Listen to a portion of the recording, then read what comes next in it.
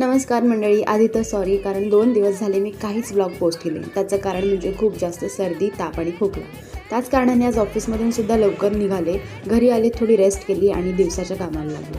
संध्याकाळी मस्तपैकी बेत केला होता कोळंबीचा रस्सा आणि बोंबील फ्राय. त्याचीच इथे मी तयारी करायला घेतली. कोळंबीचा रस्सा करण्यासाठी ना तेलामध्ये थोडेसे लसूण ठेचून टाकायचे, थोडीशी मिरची ठेचून टाकायची आणि आपला नेहमीचा नॉर्मल जो आपला घरात लाल तिखट मसाला असतो तो टाकायचा. लाल तिखट मसाला, हळद हे टाकून थोडंसं ओल्या खोबऱ्याचं वाटण आणि पाणी टाकून ह्याला मस्त एक उकळी काढून घ्यायची. त्यानंतर यामध्ये ना थोडंसं चिंचाचा कोळ टाकायचा आणि कोलंबी टाकून घ्यायची. आता तुम्ही म्हणत असाल इतका पातळ रस्सा का, तर घरात फक्त 2 माणसं किती खाणार. मीठ टाकायचं आणि मस्तपैकी उकळी काढून घ्यायची. त्यानंतर बोंबील फ्रायची मी तयारी सुरू केली.